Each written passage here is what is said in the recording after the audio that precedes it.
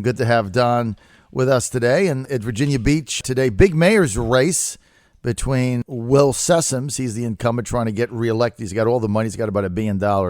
And he's the overwhelming favorite. But Weeks trying to make this thing competitive. A couple other candidates in it. George Foreman III doesn't have a shot. And RK running again. He's like the Harold Stassen of Virginia Beach politics. He just runs for every office every time.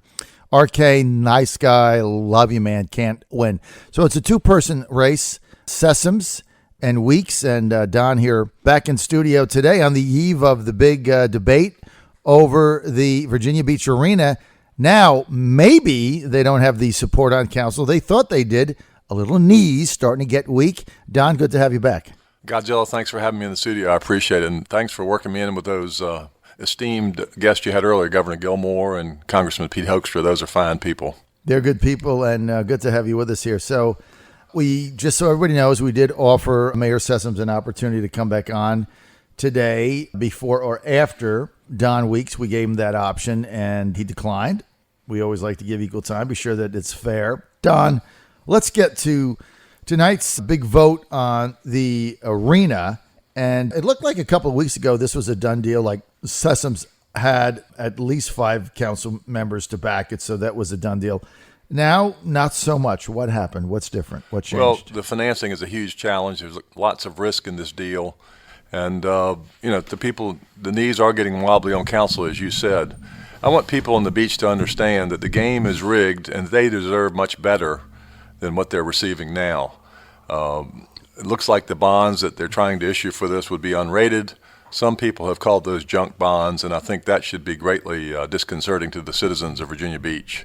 So yeah, it's very challenging. Councilman John Moss is on record as saying he feels like he's in a straitjacket, and that, the veil of secrecy that's over all the documents, the business plan, the revenue projections, the debt service, nobody has a clear look at this, and so that secrecy is not good. It's disastrous. In fact, I think the ancient Greeks had a saying: "Democracy dies behind closed doors." And we in the beach are well known for lots of secret meetings, unfortunately. I don't know why that is. We're with Don Weeks. He's running for mayor of Virginia Beach. He's a former city councilman in Virginia Beach, and he'll have to knock off incumbent Will Sessoms in order to do this. Sessoms, the prohibitive favorite going in, just because he's the incumbent. He's been there. He's got all the money, all the developers, and the moneyed interest behind him. He's got a bucket load of money, so it's going to be tough. But Weeks trying to make some inroads here. So let's get to this arena and why it's so secretive.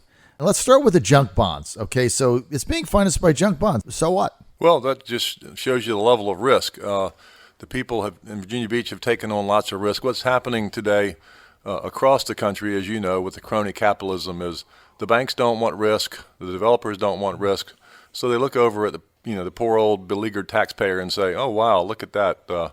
We can shift the risk over there. We'll keep making our millions and millions, and off we go." And so, we've had a number of projects in the beach that haven't performed well, sports-oriented. The Sportsplex in Virginia Beach has been a bust, a disaster, if you will.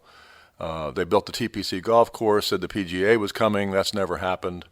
It's now called Virginia Beach National. So we've had a number of failures. We've had some good things in the beach, too, and we ought to focus on those things. We have the field house near the Sportsplex. It's a great success. We have softball fields over there, a huge complex where people travel from all across the country and the state to play softball, et cetera. So we've done some good things, of course, but we've got to be very careful of these extremely, extremely risky projects that are going to harm us down the road. We've got needs in our schools, great needs. We have the 4 oldest high schools in the beach need modernizing. My alma mater, Kempsville, needs to be modernized. Princess Anne, built in 1954. Needs to be modernized. There's no money for that out even 8 to 10 years, hardly. And, First Colonial, which is Mr. Sessoms' alma mater, Bayside, they all need to be modernized, but we have a rush to judgment and a rush to efforts on building an arena. For me, life is all about wants and needs. We need great schools. We need great transportation solutions. You mentioned light rail earlier. That's not a great transportation solution. But we need other things in our society. We don't, there's a few that want this arena. Obviously, they have some power on council. We'll just see how it turns out. I would encourage people to show up tonight at council chambers. The meeting's going to start at 6, I believe is correct. If you have a chance and you're online, check out a website called Field of Schemes. Let me repeat that, Field of Schemes. There is Field of Schemes. Yes, sir. There's a gentleman that profiles Instead of all Field of of Dreams, Well, Field of that is Schemes. right. Yes, sir. He profiles all of the arena projects across the country. Many of them turn out, unfortunately, to be getting into taxpayers' pockets, and in some cases they turn out to be boondoggles. I must say this, though. I was at a TCC forum the other night for all the candidates, and I talked about the risk that was associated with the arena. And Mayor Sessoms addressed that. He said, well, if the thing fails, we'll pick it up for 10 cents on the dollar. And he almost seemed pleasured by that, or happy to hear that happen. I just think if you have something that defaults, we are going to be forced, if it fails, we will be forced to salvage it, the taxpayers. People ought to look at the Bank Atlantic Arena in Florida and what happened to the taxpayers there. One of the council persons there said, I've been left with a bag of lemons and now I've got to make lemonade. So the fact that Mr. Sessom says the thing could be 10 cents on the dollar, I was kind of scared at that point. Don, let's get back. I know you're a finance guy, right? Let's get back to these junk bonds versus regular bonds. Explain the risk and how that could boomerang and affect the Virginia Beach taxpayer if things don't work out. Sure. Well, you have the major rating agencies, Standard & Poor's, Fitch, and another one.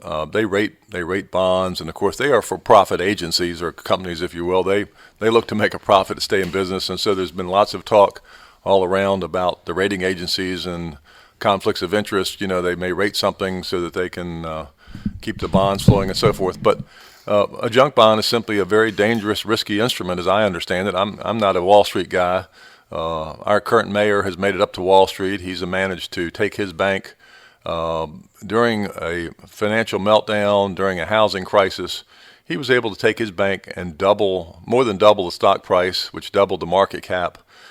He's been very successful at working Wall Street. So I know he understands these risks. I'm just saddened that he would want to put the citizens in that role right behind the risk of those junk bonds. So it doesn't make sense. Just not the mayor, right, Don? You got five. Well, you need 5 votes on correct. Council. That is right? correct. You got 9 council members. You need 5. Well, he's got people on there under his thumb, if you will, and they vote. 4 or 5 of them vote 100% of the time. There's no discussion. It's just the deal's done in the back. The cake is already baked, and they just go out front and put on a facade for the people. And he knows where his votes are. He can count them, and he gives lots of money around to candidates to keep them ingratiated to him.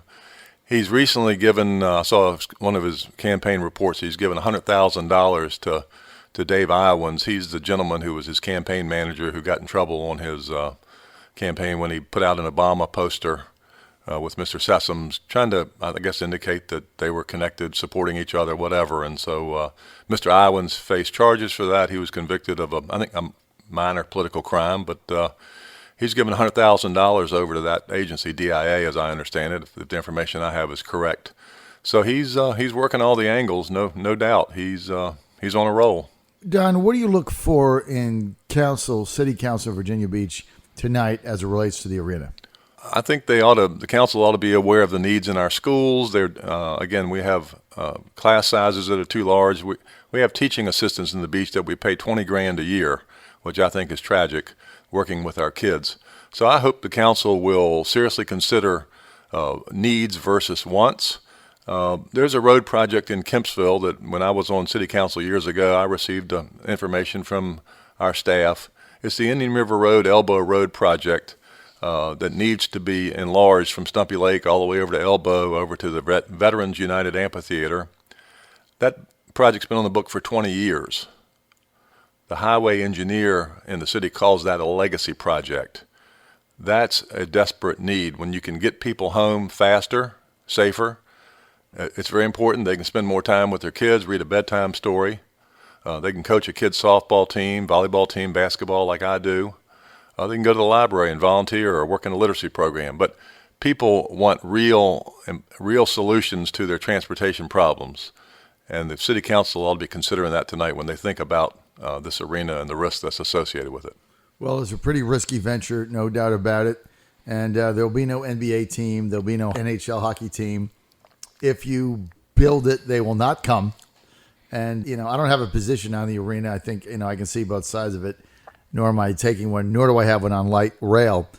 And we got a phone call here on hold. Slumlord George. Slumlord, you're on with Mayor O'Connor, Virginia Beach, Don Weeks. I mean, that's not a very great name for a guy running for mayor here. This slumlord personality. But I will say this: if they can get this done and had a pro sports team affiliated with it, I really think it would fly. If it's just being brought here for concerts and other things like that, I don't know. We already have venues like that, several of them. I think it would be another hub for the Tide, going down there with the light rail. I would actually use that from Norfolk to go to one of those games and then to come back to Norfolk. I would use that personally if they would do something like that. But to be honest, I don't like this shroud of secrecy that is over this thing. It is a little strange what they're doing, how they're doing this. They should be disclosing what's going on. And someone had made a comment that, when they're dealing with these private companies, they don't want to put out their game plan to other companies that are looking to do this for whatever reason, protecting their investment here. But if they got something here, I just came back from Dover. John was nice enough to give me some tickets to go to Dover, and there's not a whole lot going on in Dover, but you should have seen the amount of humanity that was there watching that race and going to those casinos, and there was a lot of money being spent at the restaurants and in that area. So this thing would fly if it was professional sports, but we don't need another place to see rock bands, that type of thing. What, from what you understand, sir, what is their plan with the stadium? I was under the impression that they wanted an NBA team to attach to a stadium. I mean, what is the plan?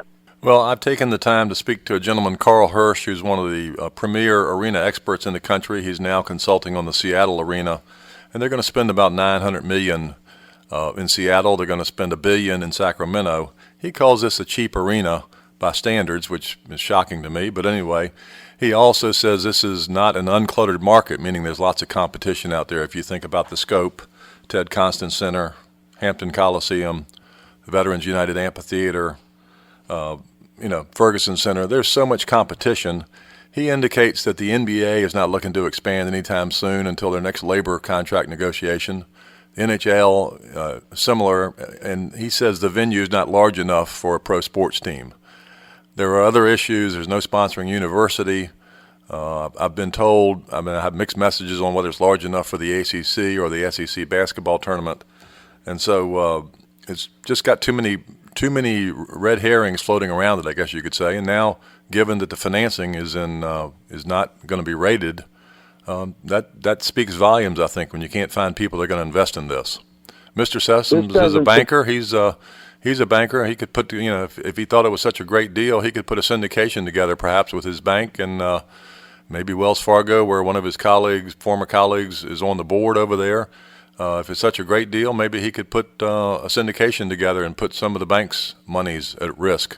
That doesn't appear to be the case. The Chinese have gone away, I guess, and now the people from Chicago are in. So it's a moving target, and it feels like, I think at some level, that they're playing Russian roulette with our tax money.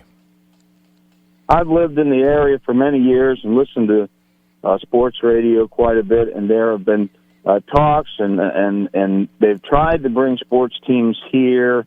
I guess there was a conglomerate that was out of North Carolina that tried to bring a team here. It's never worked. So it falling by the wayside doesn't surprise me. They should have brought Colonial Downs here instead of sticking it up in the middle of New Kent. Was a horrible place to put it. If they had stuck it in Suffolk or Chesapeake, that thing would have worked around Virginia here. Beach. Look, here's the thing: if they would get a NASCAR track around here, the Suffolk 500 over there, that thing would fly. If they could get it in Suffolk or Chesapeake, one of those places, the people in this area. The big problem that I see is that we have all these different cities with their own agendas. Most areas are they can get it done because you're dealing with an Atlanta or something like that. But we don't have anything. We are the largest metropolitan area in the United States without a pro team. A lot of people want to blame the military, but I'm telling you, I think the first person that gets a professional team, whatever it is, whatever, the community is going to grasp on it because we have nothing else. We have the Tides, which has worked pretty well, and we've had the Admirals, and they've changed names, but that has done all right over time, but that's different. Professional team, people travel for a professional team. You're right. That would make a difference, George, no question about it. And you're right about Colonial Downs. If it went to Virginia Beach, it would still be here. It would be thriving. Instead, they went under, and there's no replacement, and there's no racing, and Virginia, and that really makes me mad because I was a box holder. We had a suite at Colonial Downs, so we're very upset over that. All right, I want to thank George. Let's go to Nick. Nick, good morning. Yes, good morning. I'm a Trump follower, and I'm a vote for Trump, but I'm leery of his debate and his details and his repeating of the words constantly. And I would like to recommend Eric Trump to do the debate Sunday. Do you have any thoughts on that? Well, both of his sons, Eric and Don Jr., are very, very intelligent young men, very articulate. As you know, Eric's been on my show many, many times. So is Don Jr., so is Ivanka. And he's got 3 great children, but they're not the candidate. They're not going to be sitting in the Oval Office. They're not going to be president. That's going to be Donald Trump. So what Trump has to do, on these next 2 debates, especially the next one coming up, the town hall meeting, is he's got to stay focused, stay to the issues, not take any of the bait, not be talking about Machado or birth certificates or Howard Stern or any of this other nonsense, Miss Piggy, whatever they did. He's got to talk about the issues. If he does that and he hammers back at Clinton on all of her vulnerabilities without getting personal and nasty, I mean, it's all there. If he does that, I think he's going to do fine in the debate. I think he's going to win. I mean, the only thing that derails Trump right now is bad debate performances. If he just holds his own, he's going to win. So he just has to hold his own, Nick, and if he does that, he's going to win. We're out of time for this segment. Thank you, man.